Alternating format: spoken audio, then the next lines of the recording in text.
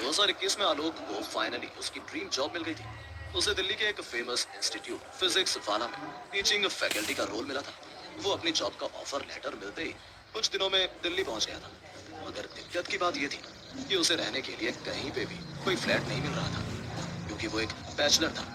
इसलिए ज्यादातर लोग उसे फ्लैट देने में कतरा रहे थे। 9 दिन हो गए थे, पर आलोक को फ्लैट ही नहीं मिल पा रहा था। लेकिन आखिरकार एक ब्रोकर की हेल्प से उसे एक फ्लैट मिल गया।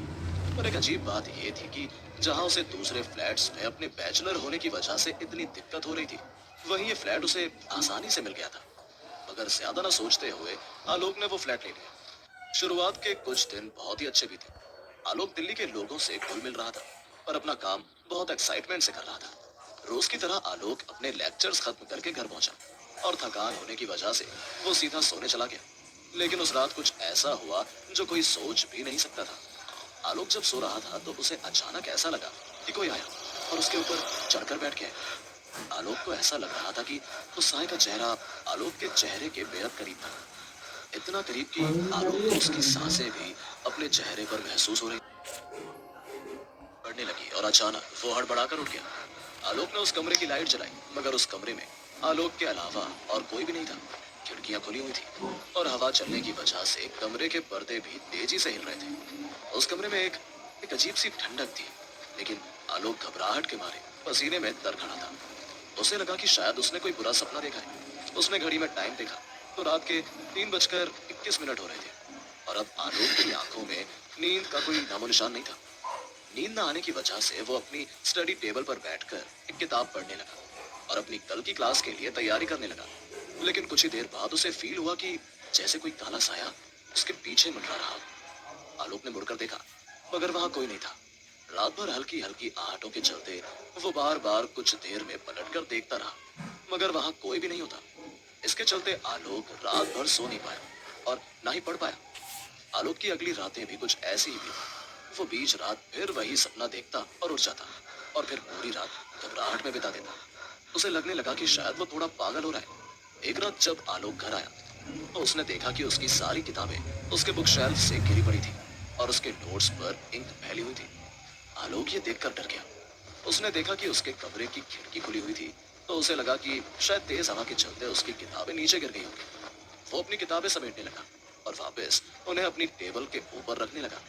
लेकिन तभी आलोक को फिर से ऐसा लगा कि कोई काला साया उसके पीछे मंडरा रहा है। जब वो पीछे मुड़ा तो उसके होश उड़ गए। उसने देखा कि एक 20-21 साल की लड़की उसके कमरे के दरवाजे पर खड़ी हुई है और उसे एकटक घूर कर देखे जा रही है। आंखों के नीचे बड़े बड़े काले गड्ढे थे और कपड़ों पर धूल जमी थी। उसकी गर्दन पर एक बहुत ही भयानक चोट का निशान था।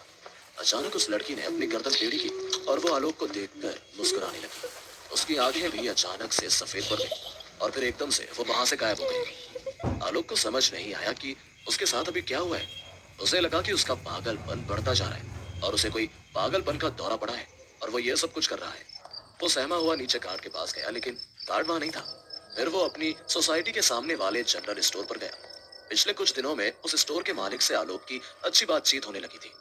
आलोक को ऐसा डरा हुआ देख स्टोर के मालिक ने उससे पूछा कि उसे क्या हुआ है। आलोक ने उसे बताया कि उसका दिल्ली में मन नहीं लग रहा है और उसे लग रहा है कि धीरे धीरे वो पागल होता जा रहा है।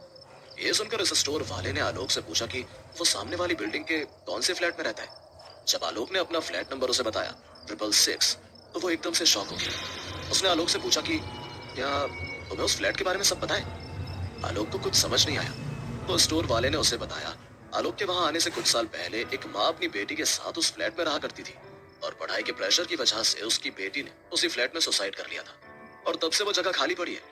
जब आलोक ने यह किस्सा सुना तो उसका दिल ये सब सुनकर जोरों से धड़कने लगा। मतलब जो भी आलोक इतने दिनों से महसूस कर रहा था, जिस लड़की को उसने अपने दरवाजे पर देखा था, वो कोई सपना नहीं था, वो सब हकीकत थी। आलोक आलोक मानो ये सब सोचकर कांप रहा था। लेकिन उस रात फिर से उसे उसी घर में वापस जाना था। वो किसी तरह रात काटने के लिए उस घर में वापस चला गया और अपने कमरे में हनुमान जी की फोटो रख ली। उसने सोच लिया कि वो सुबह होते ही उस घर से अपना सामान लेकर कहीं और चला जाएगा और यही सोचकर वो नींद की गोली खाकर सो गया। लेकिन अचानक पंखे से कुछ अजीब सी आवाज आने लगी, जिसकी वजह से आलोक की नींद टूट गई।